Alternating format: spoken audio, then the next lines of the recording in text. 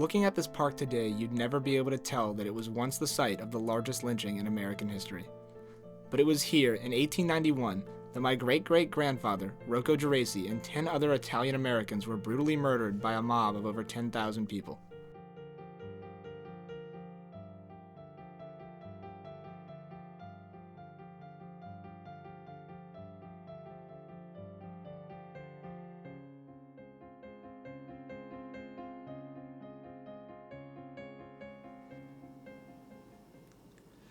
I guess I was 7 or 8 years old when my maternal grandmother and parents told me the story about the lynching of Italian Americans in New Orleans in the 1890s.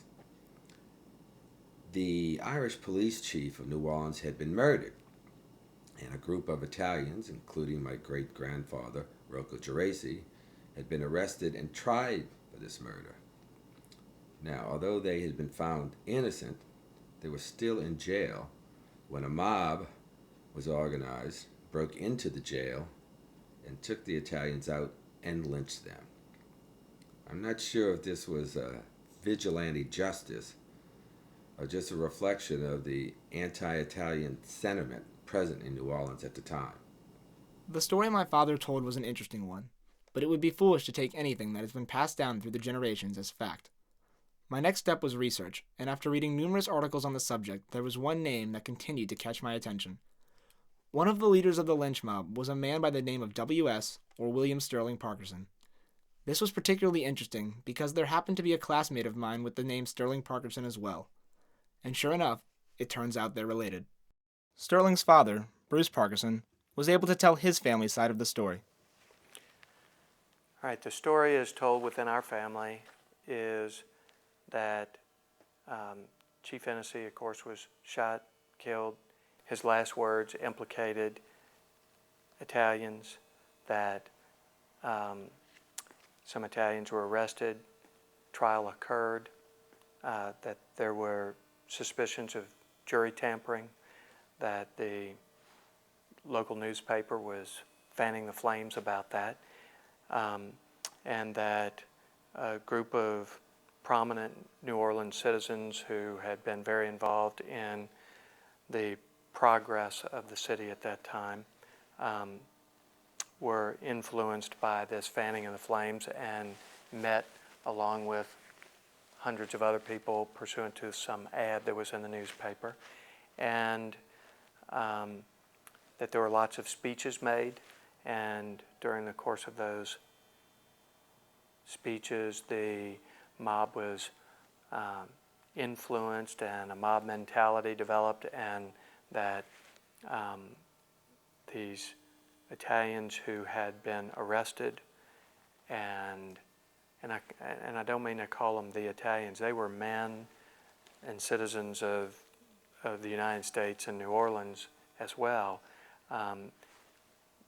They happened to all be of Italian descent because of the last words of Chief Hennessy suggesting that Italians had been involved in his murder, and the circumstances of some rival Italian families who were very hardworking people on the wharfs of New Orleans.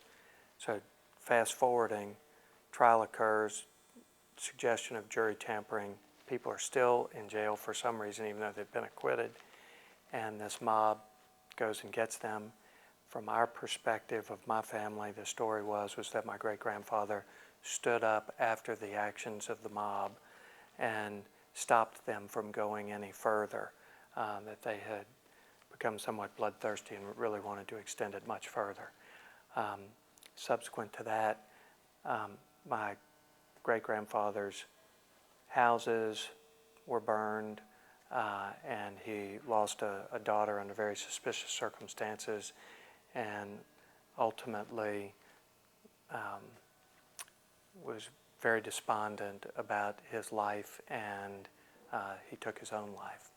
And that's the end of the story. There are understandable discrepancies between Mr. Parkerson and my father's stories.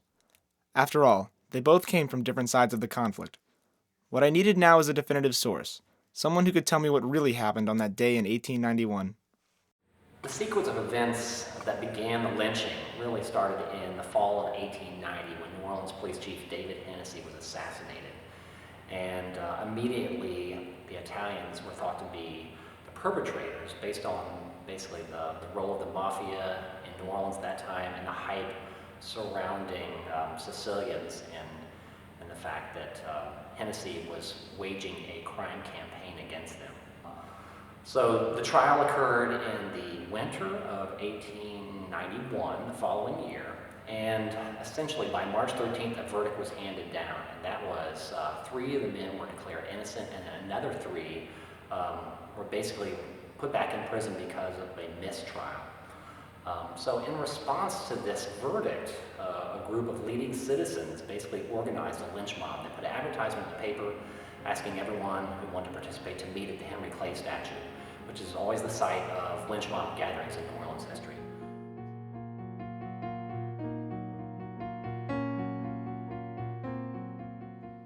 So on March 14, 1891, a large group met at that statue and marched on Orleans Parish Prison, and they basically attacked the parish prison with a crowd of about 12 to 20,000 people, burst down the gate, and went inside and found some of the Italians, and basically shot them in cold blood. The jailer had anticipated what was going on. He actually released them to go hide themselves in the parish prison, and most of those were eventually found and shot. Eventually they were dragged outside and hung from the lamppost on Tremaine Street. The incident had international repercussions in that the Italian government basically asked for some accountability in terms of law enforcement from the American government. The American government basically said it's not our business. So hence, Italy withdrew their ambassador from Washington, and then Washington withdrew their ambassador from Rome. It was an international incident which took about a year or 2 to finally calm down. And the press actually hyped it up so much that the United States and Italy were thought to be going to war against one another at this event.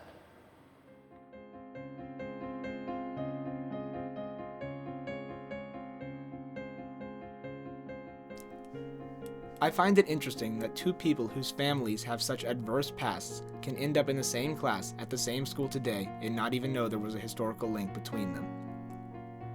They say it's a small world, but it truly is a smaller city.